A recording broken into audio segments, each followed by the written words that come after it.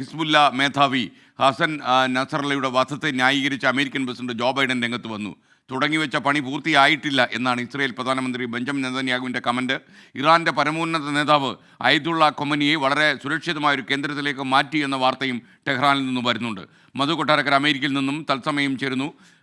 മധു, good morning. യഥാർത്ഥത്തിൽ ഈ തീവ്രവാദ പ്രസ്ഥാനത്തിനെതിരായിട്ടുള്ള അമേരിക്കയുടെ നീക്കത്തിൻ്റെ ഭാഗമായി അദ്ദേഹത്തിൻ്റെ പ്രസ്താവനയെ കാണാമെങ്കിലും അത് പശ്ചിമേഷ്യയിലൊക്കെ വൻ പ്രത്യാഘാതങ്ങൾ ഉണ്ടാക്കുമെന്ന കാര്യത്തിൽ സംശയമില്ല. വിവരങ്ങൾ പറയൂ.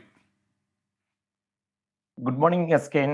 ഐക്യരാഷ്ട്ര സഭയുടെ ജനറൽ അസംബ്ലിയിൽ പങ്കെടുക്കാനായി ന്യൂയോർക്കിലെത്തിയ ഇസ്രായേൽ പ്രധാനമന്ത്രി ബെഞ്ചമിൻ നെതന്യാഹു വെള്ളിയാഴ്ച യുഎനിലെ പ്രസംഗത്തിന് ശേഷം മാധ്യമങ്ങളോട് സംസാരിക്കുന്നതിനിടയിൽ പെട്ടെന്ന് മറ്റു പരിപാടികളെല്ലാം ക്യാൻസൽ ചെയ്ത് ഇസ്രായേലിലേക്ക് പെട്ടെന്ന് മടങ്ങുകയായിരുന്നു.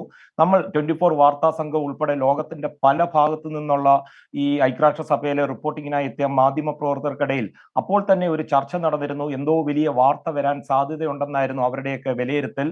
തുടർന്നുള്ള മണിക്കൂറുകൾ കഴിയുമ്പോൾ ഹിസ്ബുള്ള തലവൻ ഹസൻ നസറല്ല കൊല്ലപ്പെട്ട വാർത്തയാണ് പുറത്തു വരുന്നത്. ഒരു വർഷത്തോളം തുടർച്ചയായി ഇസ്രയേലിന് നേരെ റോക്കറ്റുകളൊക്കെ വിക്ഷേപിച്ച് പ്രകോപിപ്പിക്കുകയായിരുന്നു എന്നായിരുന്നു നെതന്യാഹു അന്ന് രാവിലെ വെള്ളിയാഴ്ച യുഎനിൽ പറഞ്ഞത്. എന്നാൽ പിന്നീട് ഹസൻ നസറല്ല കൊല്ലപ്പെട്ടതിന് ശേഷം നെതന്യാഹു പറഞ്ഞത് ഇസ്രായേൽ തുടങ്ങിവെച്ച പണി പൂർത്തിയായിട്ടില്ലെന്നാണ്. സംഭവത്തിനെ ന്യായീകരിച്ചുകൊണ്ട് ഇന്ന് സംസാരിച്ച US പ്രസിഡന്റ് ജോ ബൈഡന്റെ വാക്കുകളാണെങ്കിൽ മെഷർ ഓഫ് ജസ്റ്റിസ് എന്നായിരുന്നു.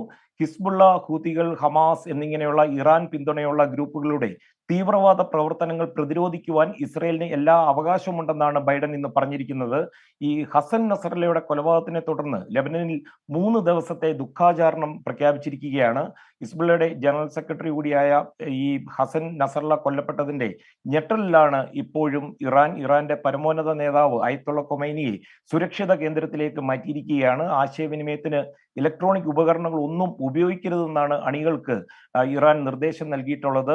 നസറല്ലയുടെ കൊലപാതകത്തെ തുടർന്ന് ഖൊമേനിയുടെ ഒരു പ്രസ്താവനയും പുറത്തു വന്നിട്ടുണ്ട്. രക്തസാക്ഷിയുടെ രക്തത്തിന് പ്രതികാരം ചെയ്യാതെ പോകില്ല എന്നാണ് അദ്ദേഹത്തിന്റെ ഈ പ്രസ്താവന. ഹസൻ നസറല്ലയുടെ കൊലപാതകത്തെ തുടർന്ന് ഇറാൻ ഹിസ്ബുള്ള ഉൾപ്പെടെയുള്ള സമാന ഗ്രൂപ്പുകളുമായി ഈ പശ്ചിമേഷ്യയിൽ അവരുമായിട്ട് സൗഹൃദം പുലർത്തുന്ന ഗ്രൂപ്പുകളുമായിട്ടൊക്കെ അടുത്ത നീക്കം എന്തായിരിക്കണം എന്നുള്ള ചർച്ചകളും ആരംഭിച്ചു കഴിഞ്ഞു. ലെബനനിൽ ഹിസ്ബുള്ള വലിയ ഒരു വെല്ലുവിളിയാണ് ഇപ്പോൾ നേരിടുന്നത്. രാജ്യത്തിനുള്ളിലേക്ക് ആഴത്തിൽ കയറി ആ ഇസ്രായേൽ ആയുധപ്പുരകൾ തകർത്തും അതുപോലെ കമ്മ്യൂണിക്കേഷൻ ഡിവൈസുകളെ ബൂബി ട്രാപ്പ് ചെയ്തും ഏറ്റവും ഒടുവിൽ അവരുടെ തലവനെ തന്നെ കൊലപ്പെടുത്തിയും ഇസ്രായേൽ ഓരോ ദിവസം കഴിയുമ്പോഴും ലെബനനിൽ ആക്രമണത്തിന്റെ മൂർച്ച കൂട്ടുകയാണ്. Okay, thank you. മധു കൊട്ടാരക്കരയാണ് വിവരങ്ങൾ നൽകിയത്.